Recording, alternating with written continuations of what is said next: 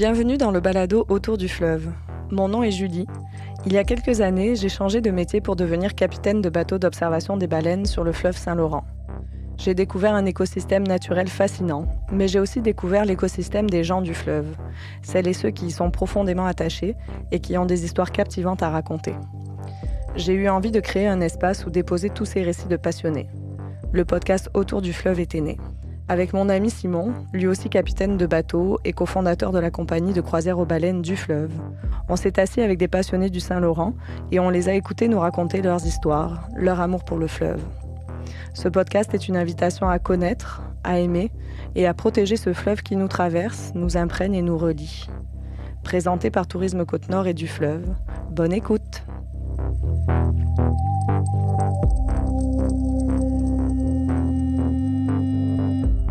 On était à 50 km au large des îles de la Madeleine et on s'est retrouvé complètement coincé sur une banquise.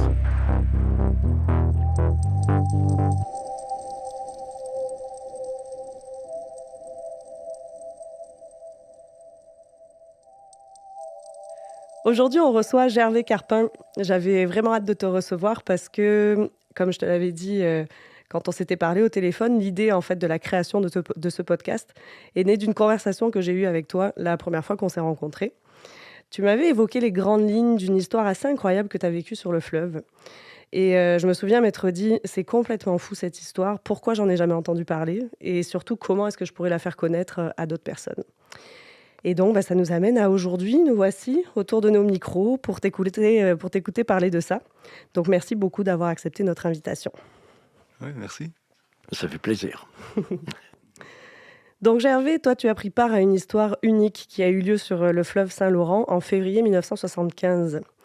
C'est une histoire méconnue du grand public et pourtant, elle est digne d'un film et elle a eu lieu juste ici, dans le fleuve, entre Québec et la Gaspésie, si je ne me trompe pas. Entre Québec et les îles de la Madeleine. Ok, parfait. Au cœur de cette histoire, il y a d'abord un bateau, un gros bateau en acier d'une centaine de mètres de long, qui s'était échoué sur la côte nord, aux Escoumins plus précisément. Et il y a aussi une personnalité, Brian Herb, qui a décidé de renflouer ce bateau pour partir dans le sud, explorer des épaves et espérer y trouver des trésors. Et puis toi, Gervais, tu as fait partie de l'équipage de ce bateau, dont le voyage s'est terminé un petit peu plus tôt que prévu. Donc, on a plusieurs questions à te poser pour nous aider à comprendre ce qui s'est passé pendant cet hiver de 1975 et surtout comment toi, tu as vécu tout ça. Ouais, ça va être fascinant. Je suis content de te rencontrer et d'en apprendre plus sur ton histoire. Moi, j'ai pas eu cette fameuse conversation-là, donc ça va être pas mal nouveau pour moi. J'ai entendu des échos là, par Julie, qui est une grande fan. Mais ça a l'air fascinant comme histoire. C'est pas un pirate, non? C'est ça? Oui, c'est ça. On nous traitait de pirates. Oui, c'est ça. On a un de vrai pirate. Là. On en a un vrai devant nous. Ouais. Je pensais pas que ça ressemblait à ça, un pirate, mais écoute... c'est gentil quand même. Ouais, c'est plus doux que je pensais. Ouais, moi aussi. J'ai retiré le bandeau. C'est ça. Donc, avant de plonger dans le cœur de l'histoire, est-ce que tu peux nous expliquer qui était ce fameux Brian Herb?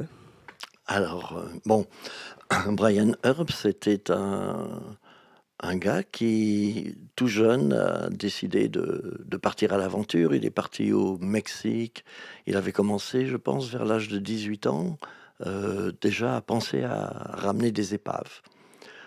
Alors, il en a ramené une sur une plage au Mexique. Ensuite, c'est un Montréalais anglophone. Je dis anglophone parce qu'on a eu peu de contacts, de vraies conversations, lui et moi, parce que je ne parle pas anglais, il ne parlait pas français, ou il faisait semblant, et moi aussi, de mon bord. Alors, c'est ça. Donc, Brian Herb avait sa gagne à Montréal. C'est une gagne qu'il a gardée assez longtemps. Parmi ses amis, il y avait les frères Fournier. Les frères Fournier étaient des cascadeurs.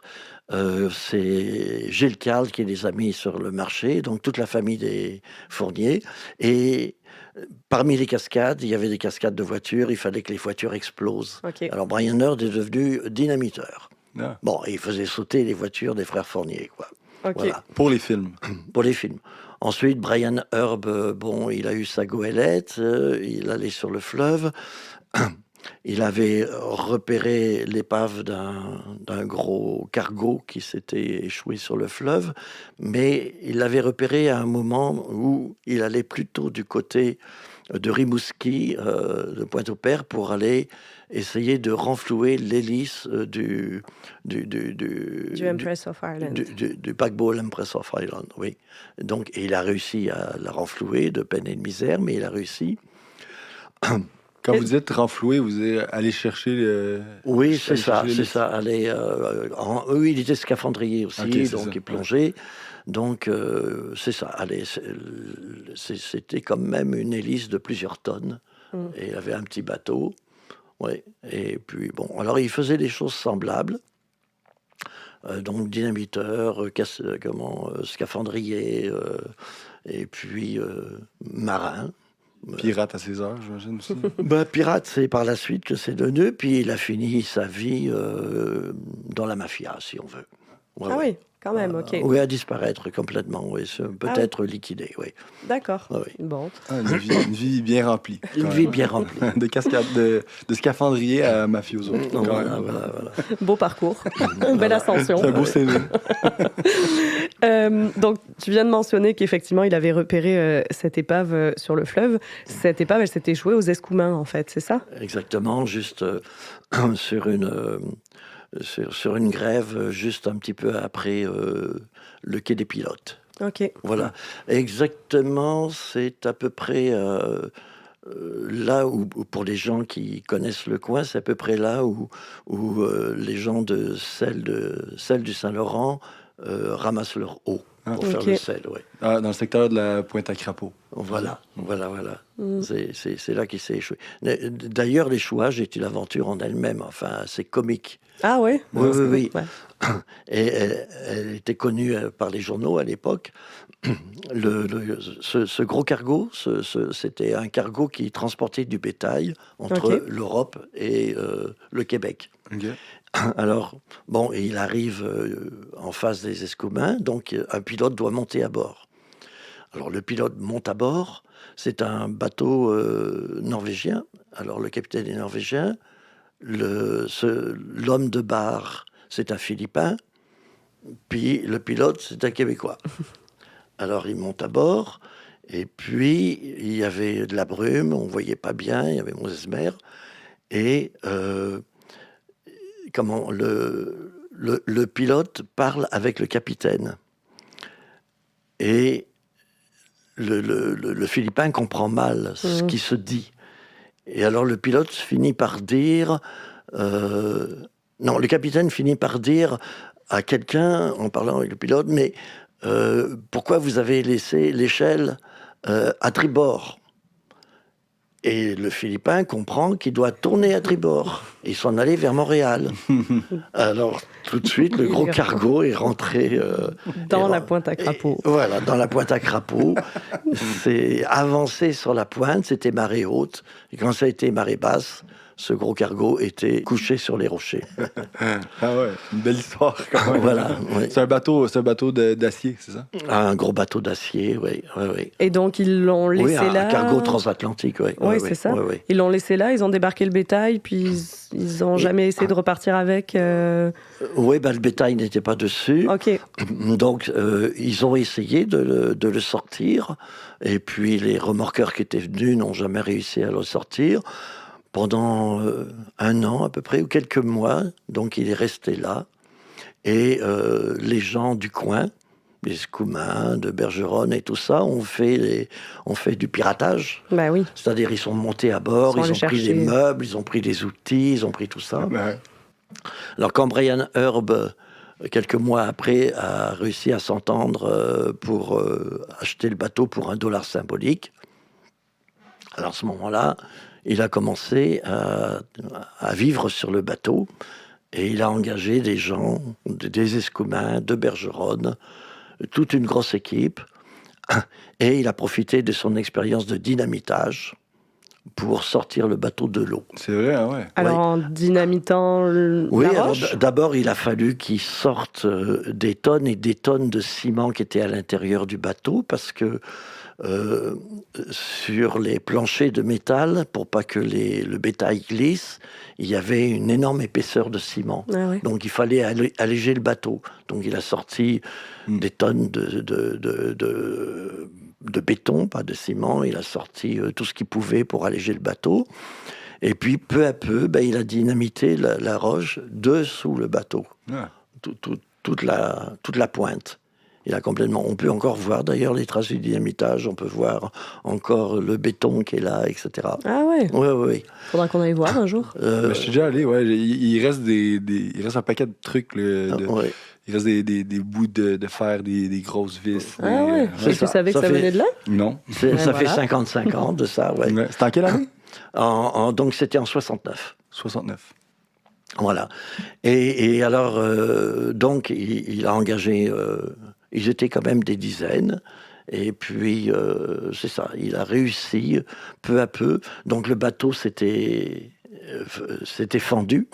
Donc, il a dynamité sous le bateau. Il a réussi à enlever les rochers sans abîmer plus le bateau.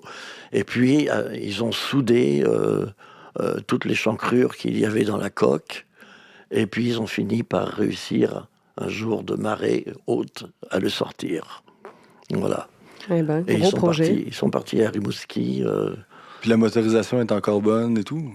Oui, les moteurs étaient encore bons. Ah ouais. Oui. Voilà, alors ça c'est le début de Brian Herb et de son bateau. C'est quoi le nom du bateau? Alors, à l'époque, c'était le Clara Clausen. Brian Herb l'a renommé The Atlantine, en attendant de le renommer autrement quelques années plus tard, quand je vais monter dessus. OK. Donc là, entre 1969 et vous, quand vous avez commencé en 1975, Brian se promenait sur le fleuve avec son paquebot? Non. Et il a dépensé quelques centaines de milliers de dollars sans se promener du tout sur le fleuve. Alors, il a d'abord amené le cargo à un chantier maritime à Montréal. Et là, il a commencé à creuser la coque pour faire un gros trou dans la coque, comme une espèce d'énorme piscine dans la coque. Alors l'idée, donc ce trou a été fait, c'était soudé et isolé tout autour du trou, et l'eau montait à niveau dans le bateau, mais sans aller jusqu'au niveau de cet étage-là du bateau. Ok, c'était quoi le but de ça? L'idée, c'était que quand il partirait avec pour aller faire de la récupération d'épaves, c'est pouvoir faire du scaphandre à partir de là, quel que soit l'état de la mer. Ouais. Ah, bah oui. Voilà. Il faisait couler son bateau, en fait. C'est ça. Ouais. Alors, il a navigué ensuite. Il n'avait pas d'argent. Il a fait une première faillite. Il a navigué jusqu'à Kingston pour le mettre dans un autre chantier naval. Là, ça a bloqué aussi. Donc, les frères Fournier ont fini par s'associer avec lui dans une compagnie pour gérer ce bateau-là.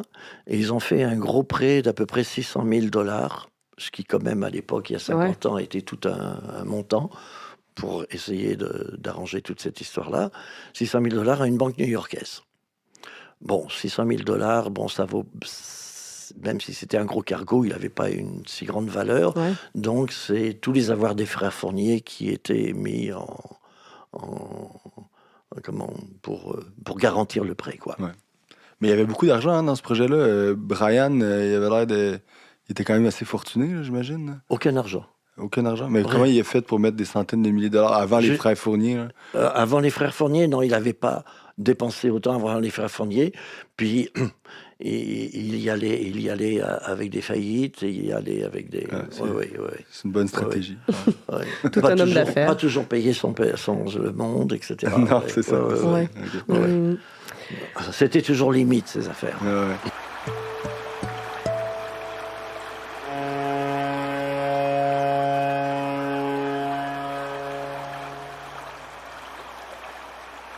Toi, comment tu t'es retrouvé à bord de ce bateau-là? Alors, de Kingston, Brian, il pouvait plus rester là-bas, il pouvait plus payer ce chantier-là. Il a réussi à remonter jusqu'à la Davy Shipbuilding, qui est le chantier maritime de Lauson, en face de Québec. Ok. Il a réussi à le remonter malgré que tout à coup, il y a eu un gros problème, son plus gros problème, interdiction de naviguer sur le fleuve avec ce trou dans la coque. Ouais. Bon, alors ça a été le problème principal. Ce qui fait du sens. Voilà.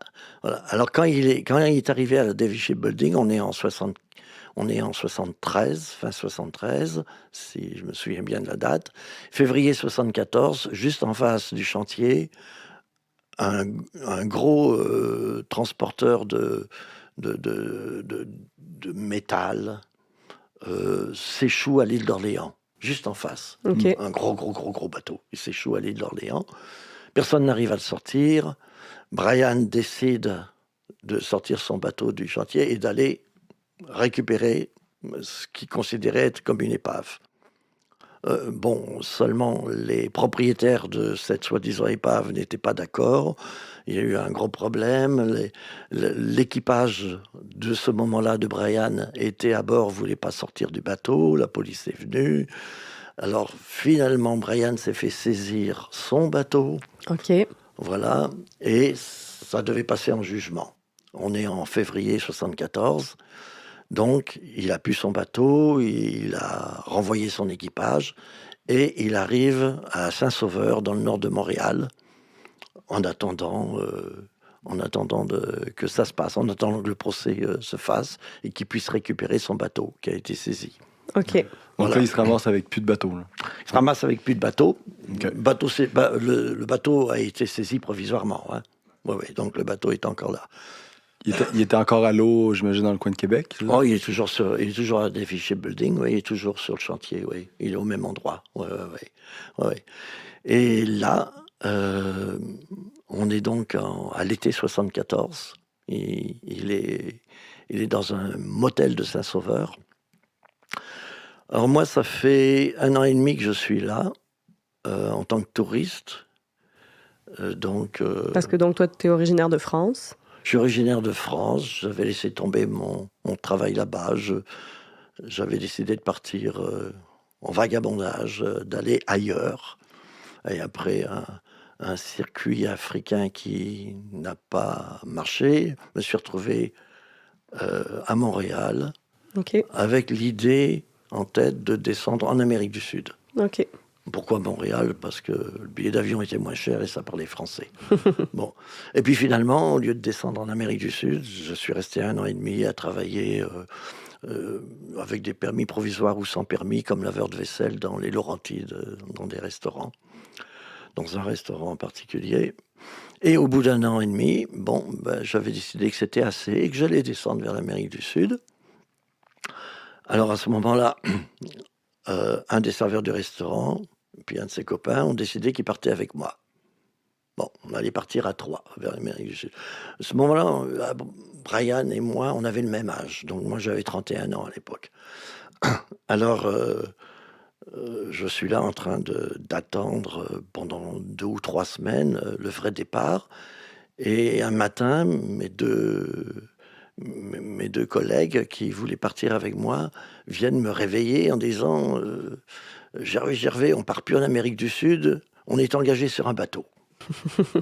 Voilà, ça s'est passé. Est-ce que toi, ça. tu connaissais déjà Brian dans ce temps-là? Non, pas du tout. Je n'avais jamais rencontré. Eux, ils avaient été foirés au bar de ce motel cette nuit-là. Puis Brian leur avait parlé et les avait engagés. Voilà. Puis ils avaient dit, on a un 3e qui va venir sûrement. Ok. Voilà. Alors donc j'ai dit pourquoi pas, on va voir là. Il avait raconté qu'il avait un bateau, il refaisait un équipage et il voulait partir dans les Caraïbes, ramasser des épaves, pas des épaves de galions espagnols, mais plutôt de cargo avec du minerai, enfin de transport divers quoi. Donc il voulait aller sur des épaves, récupérer des choses pour les revendre, puis faire de l'argent comme ça. Voilà, c'était ça. Tout au moins l'idée qu'il nous expliquait, puis c'est certainement ça à ce moment-là. Ok. Voilà. Alors, je l'ai rencontré le lendemain, et puis j'étais engagé comme électricien. OK. Voilà. C'était quoi la première impression de rencontrer Brian? Un gars qui était sympathique, qui semblait sûr de son affaire, il semblait sûr de pouvoir repartir. Il disait que il a raconté que son bateau était pour l'instant saisi, mais qu'il allait remonter dessus, puis c'était le dernier moment, puis que c'était prêt à partir. Ça avait l'air d'un gars de confiance? Oui, c'est un gars qui savait embarquer le monde. Ouais, j'imagine. On pourrait appeler ça un beau parleur. Charismatique. Charismatique, oui. Puis, moi, j'ai entendu dire que tu avais le mal de mer. Est-ce que tu le savais à ce moment-là ou tu l'as découvert une fois sur le bateau?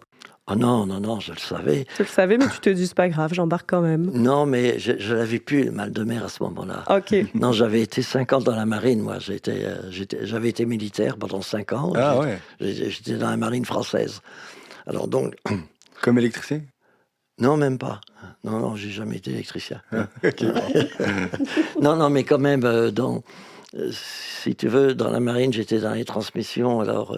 C'était les télétypes à l'époque, c'était bien avant les ordinateurs, les télétypes avec les petites bandes perforées, tu sais, les communications. Okay. Bon, alors il fallait savoir réparer son télétype dans l'électromécanique, il fallait savoir... J'étais en même temps dans la marine, ma spécialité, c'était moi le cinéaste à bord. C'est-à-dire, je filmais pas les gens, mais je passais des films aux gens. Ah oui, okay. En 16 mm, donc j'allais chercher mes longs métrages et tout. Donc, soit sur le pont du bateau, soit dans les bases à terre, n'importe quoi, c'est moi qui filme.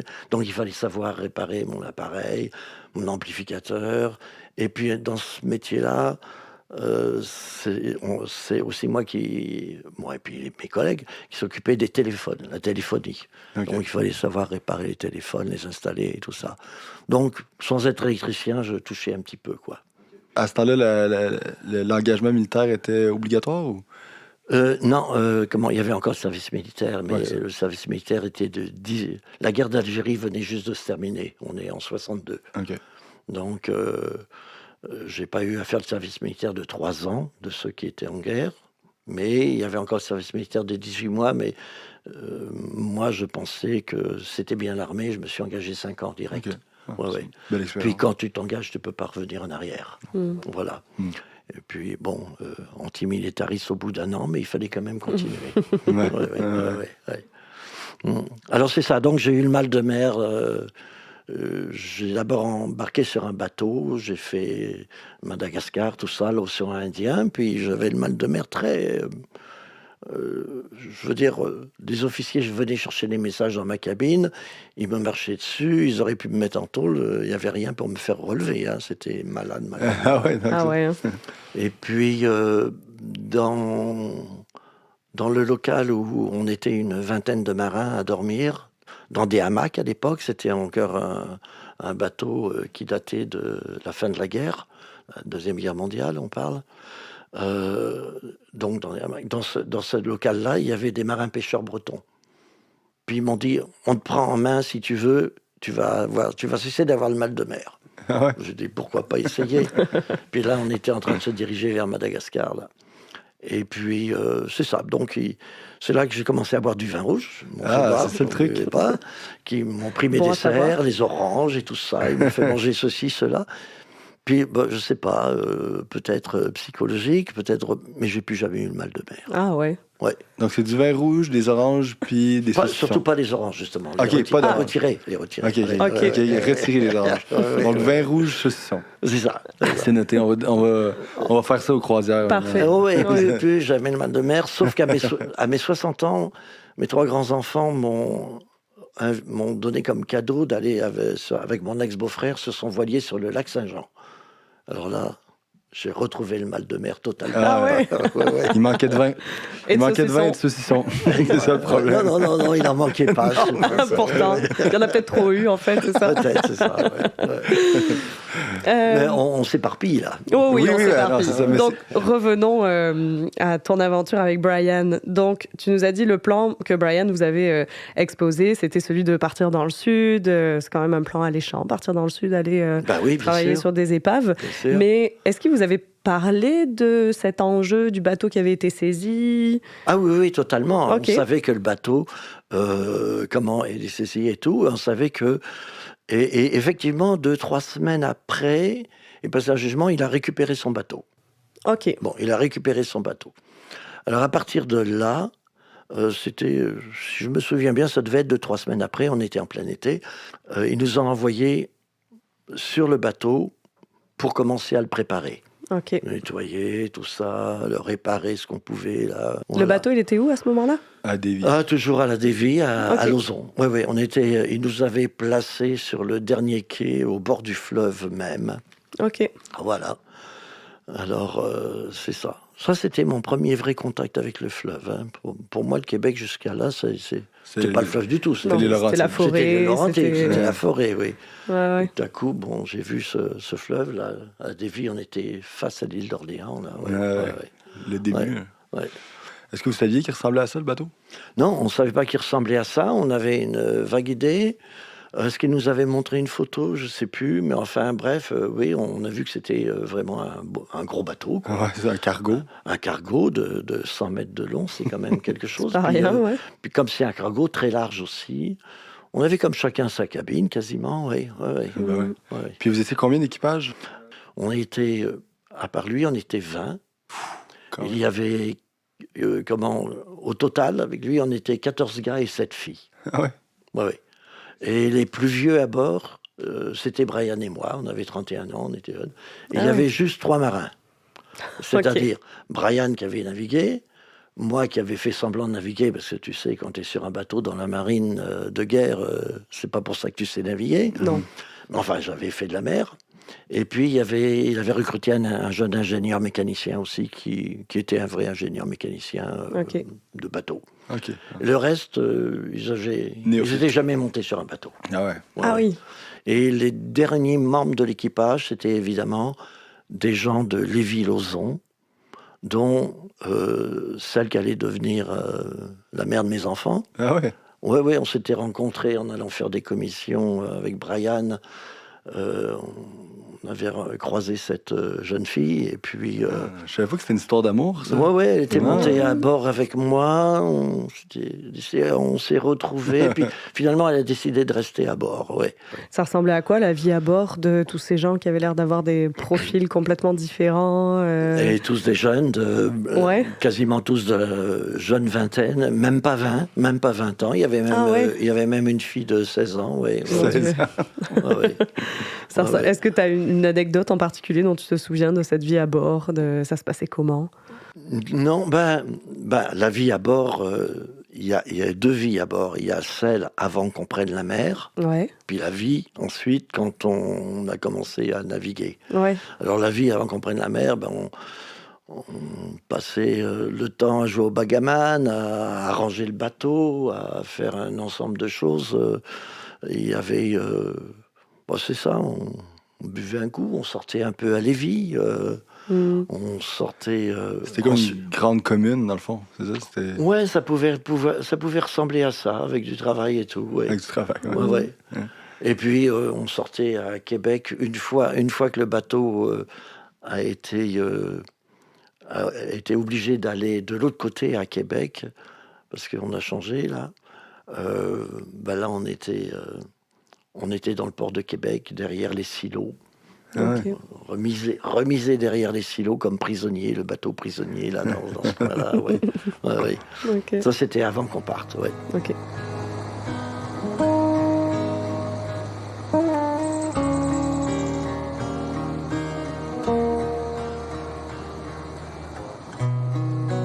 On va rentrer dans le croustillant de cette histoire. Donc là, le bateau, tu dis, a dû changer de place dans le port de Québec. Mhm. Donc ça, c'était quelques jours ou quelques semaines avant que vous Quelques semaines avant, preniez ouais, finalement ouais. la Ouais, mer. ouais, ouais. Donc, est-ce que tu peux nous raconter ce qui s'est passé à partir de ce moment-là? Bien sûr. Alors, le croustillant, c'est pour les autres. Je pense que c'est pareil à peu près pour tous ceux qui vivent ce que certains considèrent comme une aventure. Nous, on le vit au quotidien. Oui. C'est quelque chose d'assez banal. Donc cette aventure a été entendue, lue par tout le Québec, et même plus que le Québec, comme une aventure assez incroyable. J'ai fait une recherche récemment, je ne l'avais pas faite avant, pour la suite, à partir du moment où on va partir, quand on va en arriver là, puis à partir du moment où ça s'arrête, ça dure 3 semaines, je me souviens bien, il y a 270 articles sur nous. Ah oui.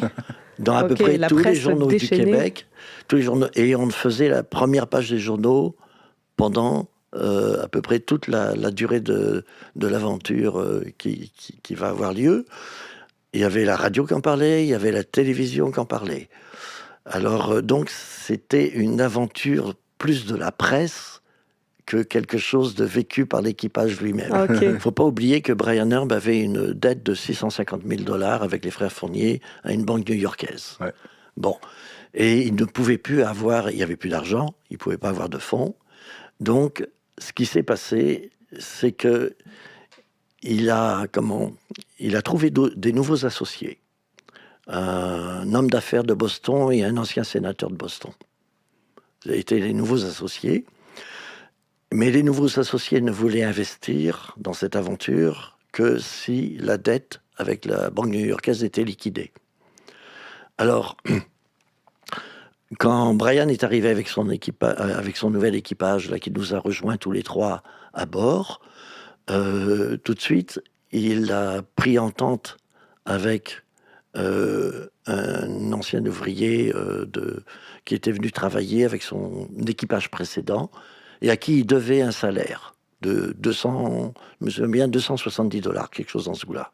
325, je ne sais plus exactement. 325, je pense, oui. Il avait ce salaire. Donc, il s'est arrangé avec le gars pour que les gars portent plainte et réclament son salaire aux petites créances. Brian ne pouvant pas payer le salaire, le bateau a été saisi aux petites créances. Ah ouais. Voilà. Alors, on saisit le bateau aux petites créances et on s'arrange avec l'huissier, enfin celui qui s'occupe des faillites, pour la mise en vente du bateau. Donc, si l'annonce dans tous les journaux qu'un bateau allait être en vente un samedi, juste la fin de semaine, il y a beaucoup de chances qu'il n'y a pas beaucoup de monde qui le voit. Le lundi matin à 8h à la première heure, l'huissier est à bord pour faire la vente. Et il n'y a pas de concurrent. Ah ouais. Alors le bateau a été revendu à Brian Herb pour 325 $. Ok. Et, la magouille. Et une magouille. Et puis, le bateau n'étant plus au même propriétaire, la banque s'est payée sur les avoirs de la famille Fournier. Ok. Qui ont été saisis. La famille Fournier restait par en dessous dans le système. D'accord. Ils restaient comme associés, mais par en dessous. Dans le dernier documentaire qui vient d'être fait sur cette histoire-là, donc le documentariste a contacté toute la famille Fournier. Il y en a. Bon, la famille Fournier, ils étaient un petit peu plus vieux que nous, donc c'est quand même des gens qui ont 80 et quelques, là. Et puis, ils ont continué, cette famille-là, de génération en génération, à être dans le métier. Il y en a qui lui en veulent, il y en a qui lui en veulent pas. Alors, donc, nouveau propriétaire, cette compagnie Naviera de Boston. La vente. D'ailleurs, Brian n'avait même pas les 325 $ sur lui. J'en ai passé. Ouais. Je crois que j'y ai passé 200 $ à ce moment-là pour donner à l'huissier. Oui. Non, c'est sérieusement. Et aussitôt après, en voiture, on est allé au ministère de la Justice faire les papiers. Tout était fait bien officiellement. Ok. Voilà. Donc, et à partir de ce moment-là, on s'est réunis, brainstorming, pour savoir quel nom allait prendre le bateau. Et c'est là que le bateau s'est appelé The Answer, c'est-à-dire que Brian aurait dit, puisque je ne comprenais pas tout ce qu'il disait, c'est la réponse à mes problèmes. Voilà, Okay. Voilà. Alors, c'est ça. Autre point de détail, aussitôt que cette saisie a été faite à la Cour des petites créances, il y a une compagnie frigoriste de Québec qui avait réparé les gros frigidaires du bateau. C'est gros ces frigidaires-là, c'est des salles. Il les avait réparés et cette compagnie-là réclamait 26 000 $. Là, on n'est plus dans les 325 $. Ouais. Alors, ils ont décidé qu'ils ne voulaient pas tenir compte de la revente du bateau. Donc, ils sont allés non plus aux petites créances, mais à la Cour supérieure du Québec. Ok. Et là, à partir de là, il y a eu une nouvelle affaire. Et par la Cour supérieure, le bateau a été revendu. Bateau qui n'existait plus en tant que tel. Ouais. Qui était nouveau, mais il a quand même été revendu pour la somme des 26 ou 28 000 $ à Caron, Pierre, son prénom m'échappe, enfin, Caron qui était le maire de Louisville et qui avait une petite flottille là-bas à Louisville. Ah ouais. Donc il y avait 2 propriétaires du même objet physique qui est le bateau, mais à qui 2 avait changé niveaux de justice. Ouais. Et ça, il fallait que ça se règle, mais c'était pas réglé. Ok. Bon, alors ça, il fallait le savoir. Alors donc, Brian décide de partir pendant que tout ça se joue en justice. Il s'enfuit, en fait. On prend... Bon, il s'enfuit, il part, puisque c'est son bateau. Ouais. C'est débattable, mais oui. Oui. Mais Caron va dire par la suite, il s'enfuit, oui. Ouais, c'est ça. Ça dépend à qui on demande. C'est ça, exactement. Et alors, donc, on demande à personne, on se désamarre du quai du chantier maritime de Lauson, et c'est un soir en plein hiver, donc on est en janvier, décembre, encore en décembre. Enfin, c'est un soir en plein hiver. On commence à naviguer vers l'île d'Orléans, pas de radar. C'est le soir, pas de radar. Je m'en souviens très bien parce que là, en plein hiver, j'ai dû monter tout en haut du mât, là, me tenant avec un tournevis, essayant de débloquer le radar qui ne voulait plus tourner. Alors ça, je m'en souviens très bien. Et puis finalement, ça marchait pas cette affaire-là. Il n'y avait pas encore la glace qui nous retenait, mais ça marchait pas. Donc, et puis il a reçu un ordre par radio. Vous n'avez pas le droit d'être sur le fleuve, vous n'avez pas le droit de naviguer. Vous revenez, vous amarrez. Sur les quais du chantier naval. Non, pas du chantier naval. À Québec cette fois-ci. Au port. Derrière les silos. Ouais. Ah, ok. Ok. Ouais. Un quai bien particulier dont le nom évidemment m'échappe. Donc un faux départ ce soir-là. Faux départ ce soir-là. Ok. Et là, on se retrouve à cet endroit-là. Et là, la glace prend, le fleuve est glacé et tout ça. Puis on se retrouve enserré dans la glace pendant tout le mois de janvier. Et puis la première semaine de février à peu près. On se retrouve pris là-dedans. Et juste devant nous, le bateau qui est amarré, c'est le McDonald, le gros brise-glace de la garde côtière. La garde côtière, Ah ouais. le McDonald, oui. Il est juste devant nous, là. Et nous, on est amarrés dans le mauvais sens, en regardant vers l'intérieur au bassin Louise, c'est ça. On était dans le bassin Louise. Ah, bassin Louise, c'est ça. Oui. On était là. Et bon, là, on est en train d'attendre de refaire du ravitaillement et tout ça. Un incendie se met à bord. Ok. Ouais. Un incendie se met à bord. Les journaux ont commencé à parler de nous, là. Là, oui, ce bateau-là, il y en a qui disent qu'ils ont mis le feu volontairement de façon à ce qu'on l'éloigne du quai, qu'il puisse partir. Chose complètement ridicule, comme si on allait être en flamme au milieu du fleuve pour pouvoir partir. Ouais, non. Non, c'est devant la fournaise, il devait y avoir une fuite à la grosse fournaise dans la salle des machines. Et puis le feu a pris, puis ça a brûlé toute une tresse de fil électrique qui se trouvait au-dessus de la fournaise. Ouais. Okay. Oui, puis comme vous deviez avoir des normes et des règles de sécurité tout à fait réglementaires dans ce bateau. Il y avait tout ce qu'il fallait pour... Non, les pompiers sont venus à bord et tout. Ils ont ça. Ouais. Mais la tresse de fil au-dessus était complètement brûlée. Ben oui. Ça fait que je sais pas, il y avait une douzaine de fils, ils étaient coupés. Ça fait que ça nous a retardés. Alors moi, pendant les 2 semaines qui... Ah oui, parce que c'était toi l'électricien moi, à bord. Donc, oui, alors je prenais un des fils, je le suivais, ça descendait dans la cale en dessous, je défaisais la trappe pour pouvoir passer je rampais dans la cale tout en suivant mon fil. C'était comme ça qu'il fallait réparer les plans. C'est quoi ces fils-là? Puis, j'arrive au gouvernail. Bon, alors je sais ce fil-là, le gouvernail. Alors là, j'allais à la roue. J'allais à la roue, je suivais le fil. Il arrive ici. Ils vont ensemble. c'est de là. Et j'ai réparé toute la tresse de cette manière-là. Ça a dû prendre un certain temps. Ça a pris un certain temps. Et à un moment donné, donc on n'est pas encore parti, c'est pas encore l'aventure qui commence là. À un moment donné, un des associés est arrivé de Boston avec de l'argent.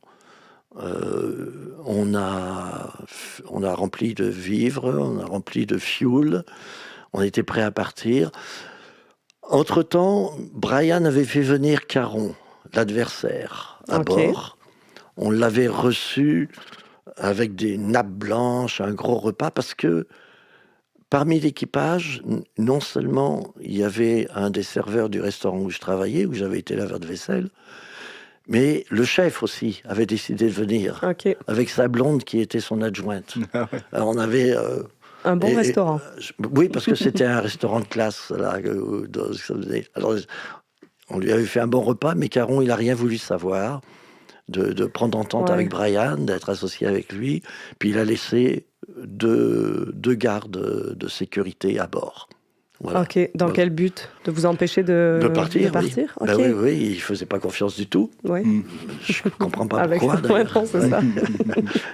En fin de compte, à un moment donné, quand on a eu le ravitaillement et tout, Brian a fait bouger le bateau. On a mis les moteurs en marche et tout ça, puis il a fait bouger le bateau. Bouger dans quel sens? Le bouger, l'écarter un peu du quai, casser, parce qu'on était pris dans la glace complètement. Là. Pas le McDonald's devant, lui, il n'avait pas de problème, mais nous, on était pris dans la glace. Alors, il l'a fait bouger, et puis on a réussi à tourner de sens comme ça. Pour se mettre dans le bon sens. Je crois, l'histoire dit que c'est qui était venu demander qu'est-ce qu'on avait fait? Enfin, c'est des gens du port qui étaient venus demander qu'est-ce qu'on avait fait. Non, c'est les gens de sécurité. Pourquoi vous avez tourné le bateau et tout ça? Puis Brian leur a répondu, c'est parce que quand on est pris dans la glace comme ça force la coque. Il fallait tourner pour pas que ça soit toujours le même côté. N'importe quoi. Ouais, n'importe quoi. Voilà. Je veux dire, moi j'y aurais cru, je pense. Ouais. Ok. Voilà. Et au petit matin, là, il a mis les moteurs à fond. Et puis la glace avait été cassée autour, il a mis les moteurs à fond, puis il a fait venir les moteurs à fond comme si c'était une vedette. Non, on a fait marcher. C'est des moteurs qui sont évidemment plus grands que cette pièce-ci, qui fait à peu près 12 pieds de long, quoi. Ouais. Non, il a fait marcher les moteurs, puis il a fait venir les agents de sécurité en leur demandant s'ils voulaient venir avec nous dans les Antilles. On ne sait jamais. Voilà. Jamais changé d'avis. Alors, ils ont débarqué tout de suite. Ok. On est parti, on est passé devant le McDonald's. Et là... le bateau, hein. Le McDonald's, oui, pas devant le restaurant. Et là, le radio du brise-glace, là. Oui. Il nous a dit, et puis c'était en anglais, mais on me l'a traduit, il nous a dit, les gars, on vous voit partir, alors bonne chance. Ah ouais. Oui. Il n'avait pas d'ordre. Oui, bien sûr. Alors on est parti.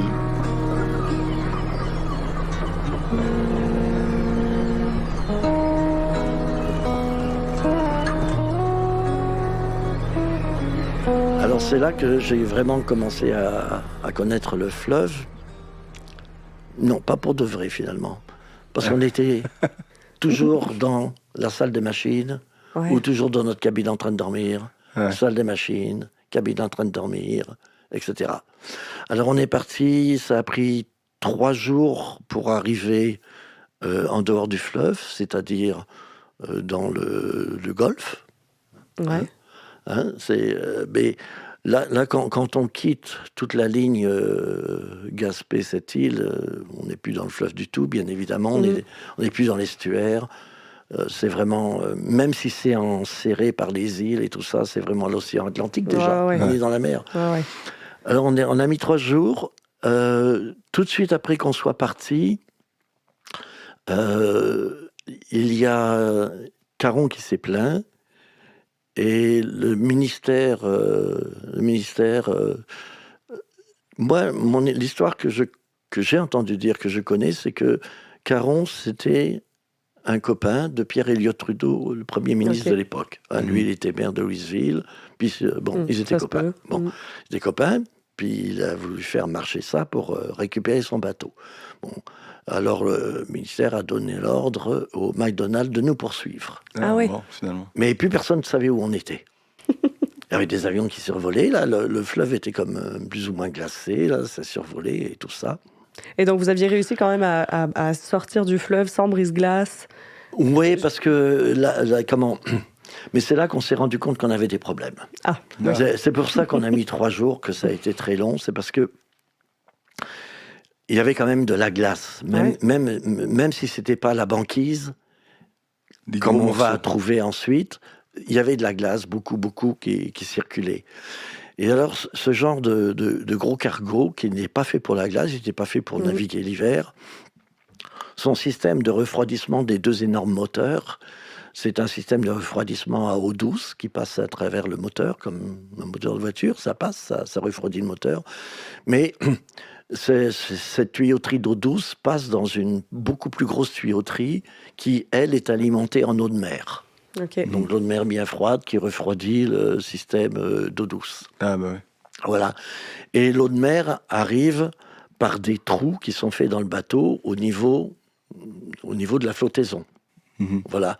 Donc l'eau du fleuve, l'eau de la mer s'infiltre dans le bateau, mais pour éviter que des bouts de bois aillent dans ce système de tuyauterie, le petit tuyau qui sort, qui relie la coque, ça relie la coque à une espèce de passoire, un cylindre. Comme un filtre. Genre. Un filtre, passoire.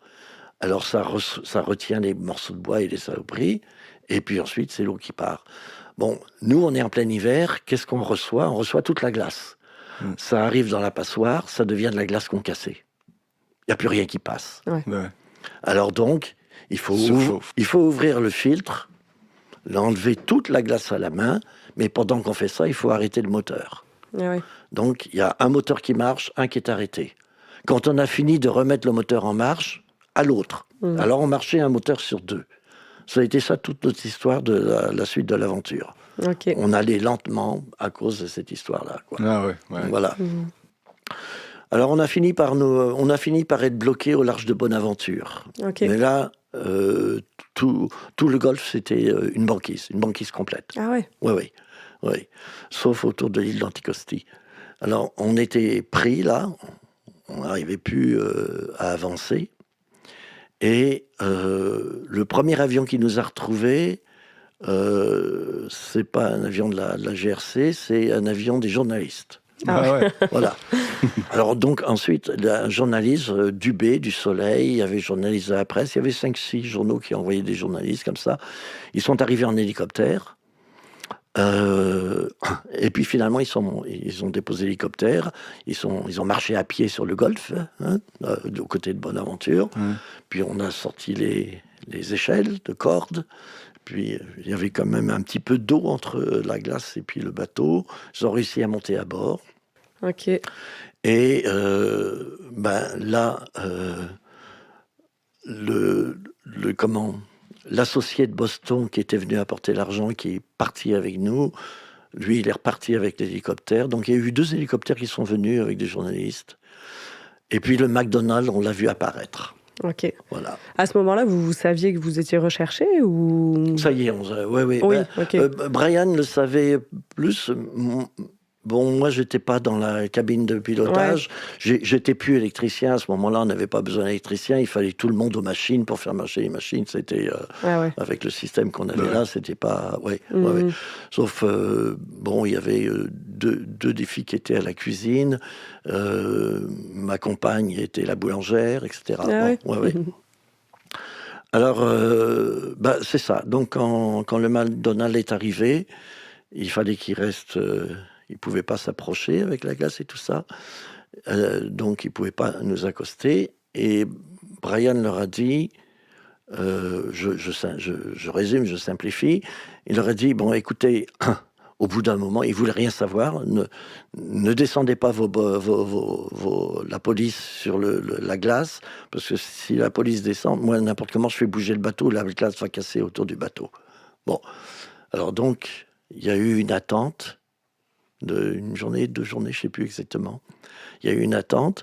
Puis finalement, comme on n'avait plus assez de fuel, on n'était pas fort en nourriture, il a pris entente avec... il s'est dit, bon, il a pris entente avec le McDonald's, avec les autorités policières à bord du McDonald's. Et il a dit, bon, je ne veux rien savoir de la Sûreté du Québec, donc juste des gendarmes, juste la gendarmerie royale à bord. Je ne sais pas si c'est son côté anglophone, mais enfin, c'est ça, j'allais dire. Ouais. Alors, ils sont venus à 3 gendarmes et on a pris entente pour qu'ils nous donnent du fuel, du ravitaillement, et on allait les suivre jusqu'à cette île. OK. Voilà. Alors, ils nous ont frayé un chemin à travers la glace. Arrivé à l'île d'Anticosti, là, l'eau libre, carrément. Il n'y avait plus de glace. Tout autour de l'île. Ouais. Là, vraiment, ça faisait déjà 3-4 jours que ça faisait la une de tous les journaux. C'est sûr. Tout le monde suivait ça. Les gens du fleuve, ici, s'il y a les gens de mon âge, et tout ça, ils savaient. Les gens du traversier à Québec, ils connaissaient l'histoire et tout ça. Ils ne pouvaient pas y échapper. C'était la une du Soleil, de la presse, de la Gazette, de tout. Ouais. Alors... donc, on arrive dans l'eau libre, on suit le McDonald's, et puis là, Brian, il prend contact avec... il avait des avocats, évidemment, avec cette histoire-là, et un de ses avocats, c'était Léo René Maranda. Donc, Léo René Maranda, c'était une grosse vedette à l'époque. D'ailleurs, il y a une biographie qui a été faite sur lui. C'était le grand criminaliste de la pègre, notamment des Hells. OK. Voilà.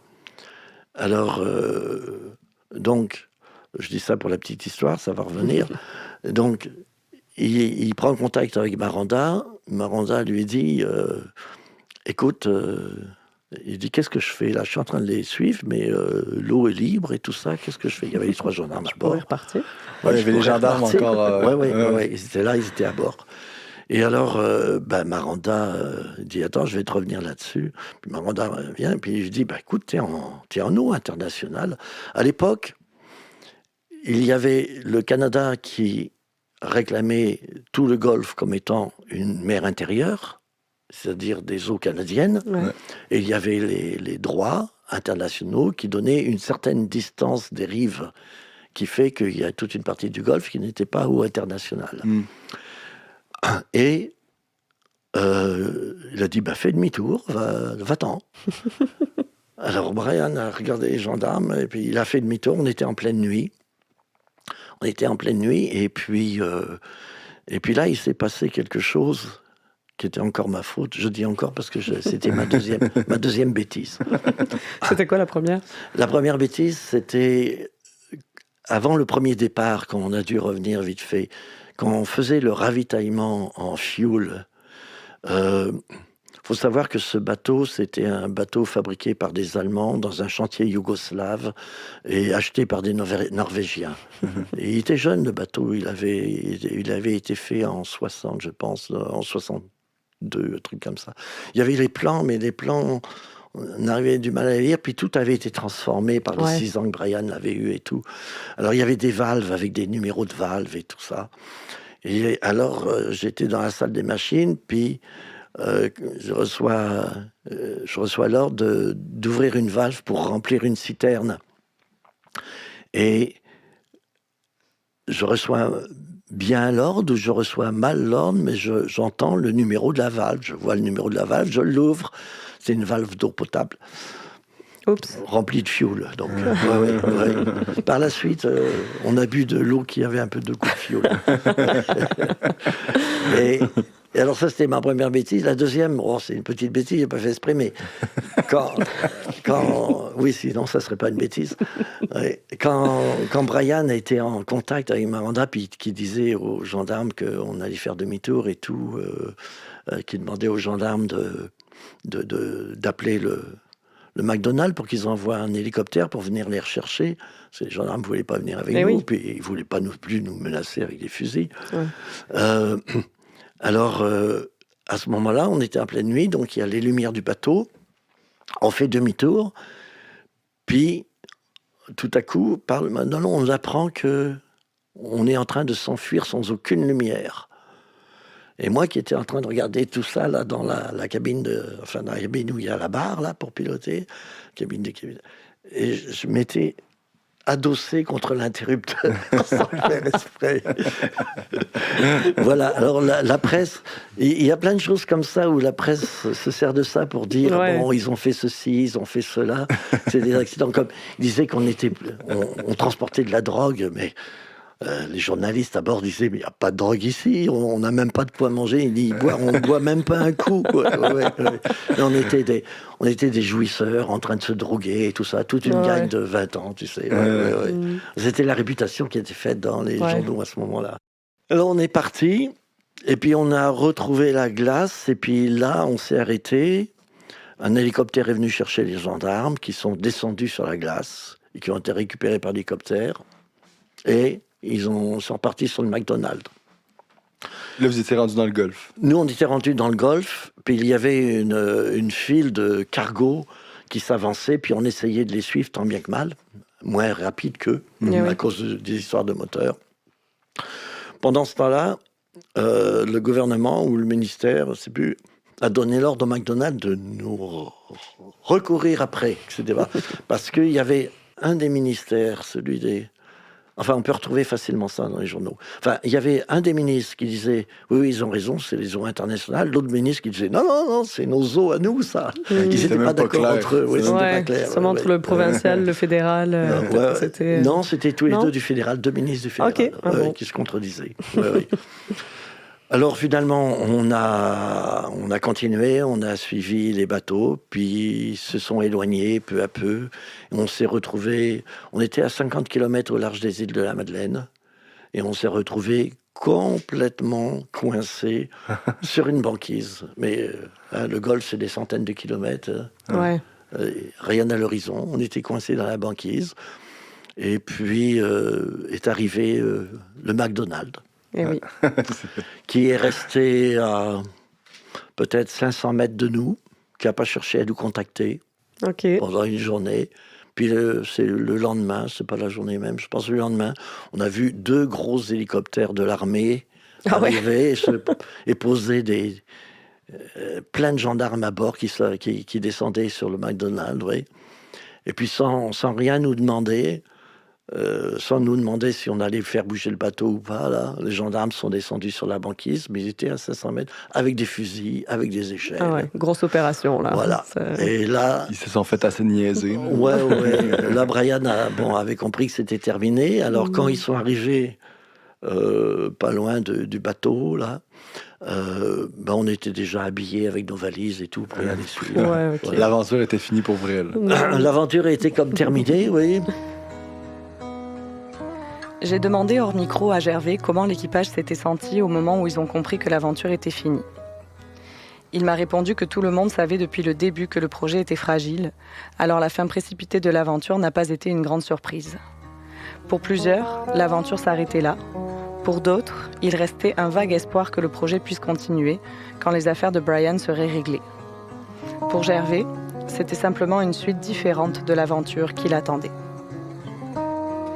Alors, ils nous ont amenés à fond de cale dans le McDonald's.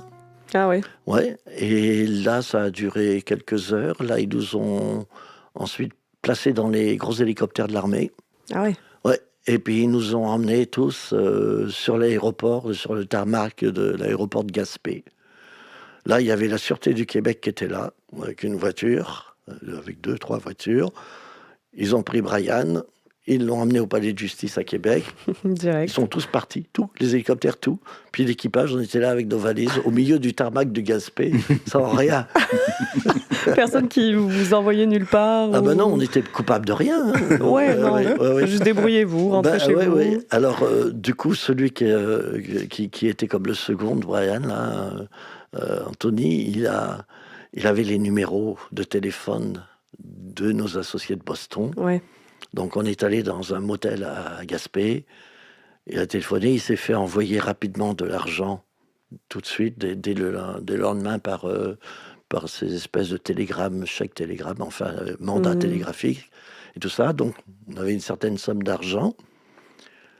On a affrété un petit avion à Gaspé et on est allé à Sept-Îles attendre notre bateau. Ah, parce que le bateau... Tout l'équipage. Le bateau était à la suite du McDonald's, oui. Bah, d'abord, l'ingénieur mécanicien, lui, il est retourné à bord du bateau avec l'équipage du gouvernement parce qu'ils n'arrivaient pas à le faire marcher. Bah ouais. Les plans ne marchaient pas, ça ne marchait pas. Il y avait que nous qui connaissions comment ça marchait, ce truc-là. Alors le bateau, lui, ça lui a pris beaucoup plus de temps. Brian, lui, il a été emmené à Québec. Le lendemain, il passait au palais de justice. Il y avait une foule qui attendait pour l'applaudir. Ah ouais. Hein. Et y compris dans les couloirs du palais de justice. Bon, il a été relaxé tout de suite. Il était coupable de petites choses comme d'avoir laissé des sacs à poubelle sur le quai au Bas-Saint-Louis, ou des choses comme ça. Scandale. D'avoir pris le fleuve sans avoir l'autorisation des autorités, etc. Donc il était coupable d'un certain nombre de choses où il allait passer en procès pour ça ultérieurement, quoi. Okay.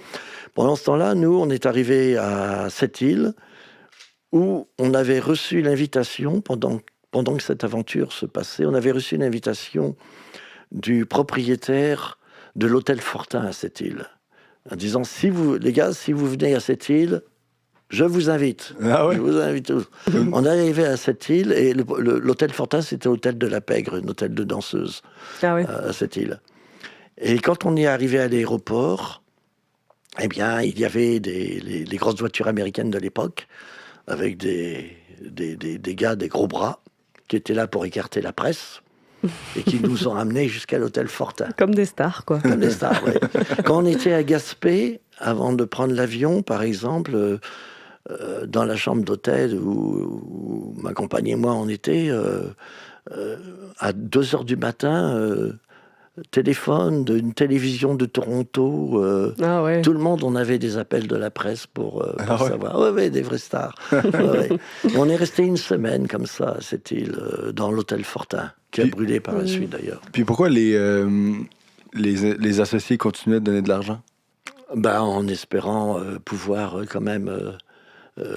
parce que... Il y avait encore confiance au projet? Ben oui, parce que la décision de savoir qui étaient les vrais propriétaires, Caron avec la Cour supérieure, ou eux avec la Cour des petites créances, c'était pas réglé, ça. Ouais. Donc il y avait toujours espoir qu'il y avait une possibilité. Pendant des mois, si tu veux, si vous voulez, la une des journaux, ça a été pendant 2 ou 3 semaines, mais après, dans les 2 ou 3 années qui ont suivi, par-ci, par-là, on pouvait savoir où ça en était. Le bateau est à Louisville, Brian est allé sur le bateau, tel procès a eu lieu, non, il n'a pas été coupable de vol de bateau, etc. Donc, ça a donné une suite à ça, quoi. Ouais. Toi, qu'est-ce que tu retiens de cette histoire autant d'années après? Oh, que c'est des anecdotes. Quelque chose de sympathique à raconter. Ouais, quand même. Oui. Mais en même temps, ça a été le moment de ma rencontre avec celle qui allait être ma femme, donc la mère de mes 3 grands-enfants. Puis, ça a été aussi la possibilité pour moi, tout à coup, d'avoir un vrai permis pour rester au Québec, parce que jusqu'à là, j'avais fait la demande, mais comme j'avais été trotskiste en France à l'époque de mai 68, je devais être sûrement fiché aux renseignements généraux, parce que chaque fois que je demandais, j'avais pas le droit d'avoir ton permis. Qu'est-ce qui a fait que tu as réussi à l'avoir? Là, j'ai été comme expulsé. À ce moment-là, c'est Léo René Maranda qui a payé ma caution. Okay. J'ai été arrêté parce qu'à cette île, les journaux avaient raconté que une photo avec Gervais de Paris qui n'a pas voulu dire son nom. Tout de suite, l'immigration s'est mise là-dessus. Puis par la suite, ils m'ont convoqué, puis j'ai été arrêté là. Et c'était un départ volontaire le lendemain matin ou une expulsion pour toujours. Alors, l'avocat Maranda m'a payé mon billet d'avion, a donné ma caution et tout. Et puis, pendant ces 3 semaines et puis j'avais plus de fric, mais à Paris, où j'étais à Paris, pendant 1 mois et demi que j'étais à Paris, j'ai fait les démarches auprès du consulat. Ma compagne a fait les démarches auprès du ministère de l'immigration. Puis en 1 mois et demi, on a réussi à avoir l'autorisation avec promesse de mariage dans le mois qui suivait mon retour. Ah ouais.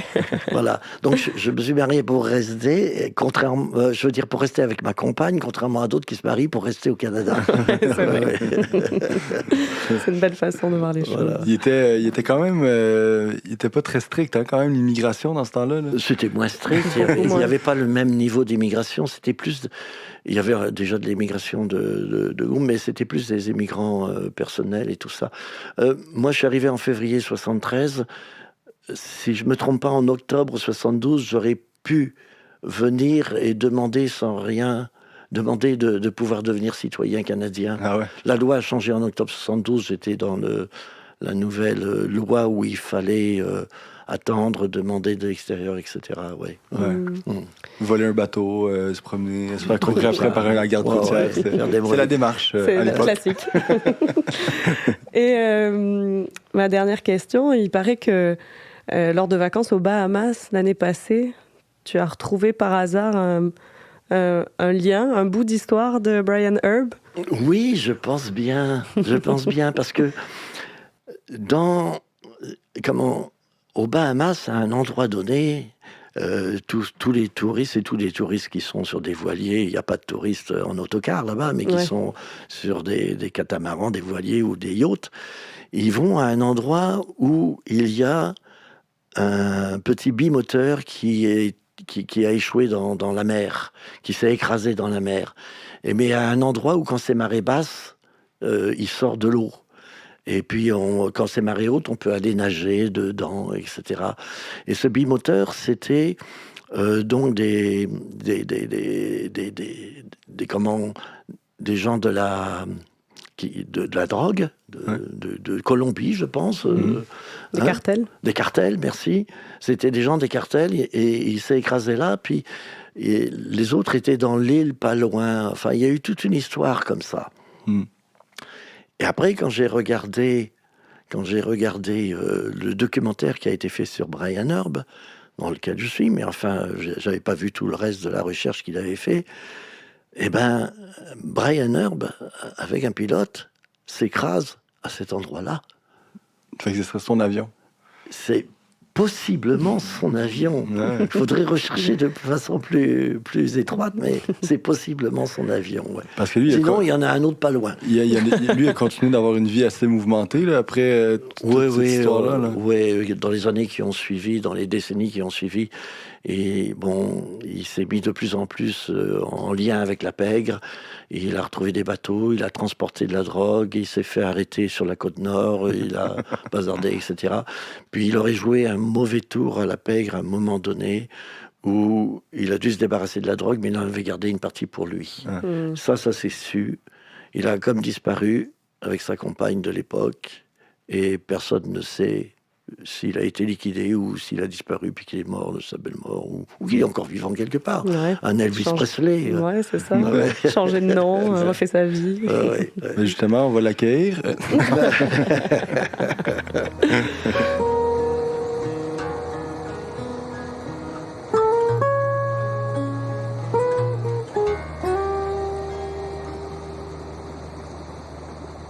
Qu'est-ce que tu aimerais que les gens retiennent de cette histoire?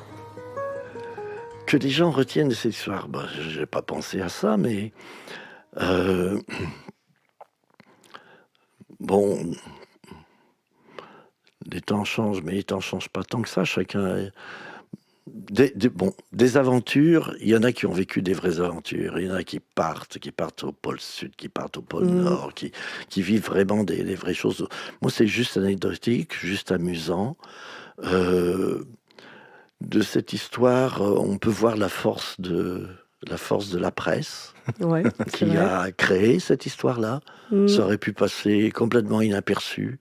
Bon, quelques jeunes qui partent, ça loupe leur truc, ils doivent revenir chez eux, puis ça s'arrête là, quoi. Ouais. Donc, la force de la presse, la force de la foule, la foule des lecteurs, la foule des auditeurs, Mais j'ai l'impression qu'il faut quand même pas minimiser cette histoire-là, hein, parce que c'est peut-être banal de l'avoir vécu, mais c'est quand même assez intéressant de savoir un bateau échoué qui a été réparé par un dynamiteur qui accumulait les faillites, qui a recruté un équipage de 20 passagers, 20 matelots de 20 ans. Pour partir comme ça, se faire courir après par la garde côtière, c'est quand même c'est quand même quelque chose. C'est pas banal. J'en conviens. Et si on regarde l'histoire dans son ensemble, et la vie de Brian, c'est pas du tout banal. Là où je mets plus de banalité, c'est dans la vie à bord, dans cette petite aventure-là. Mais tout ce qui tourne autour, et toute la façon dont il a mené ça, et que ça s'est fait, oui, bien sûr, c'est avec des rebondissements. Et, et effectivement, s'il y a des enfants qui écoutent, c'est pas très honnête, toute cette histoire, mais... On n'a qu'une vie. Merci beaucoup, Gervais. Merci, Gervais. C'est fantastique. Au revoir, merci.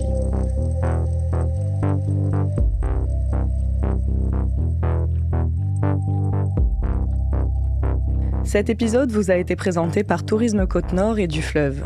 La prise de son et la conception sonore sont réalisées par Sophie Kertic et Eric Cyr des productions Cat Toast. Nous reconnaissons que cet épisode a été enregistré sur un territoire Innu non cédé.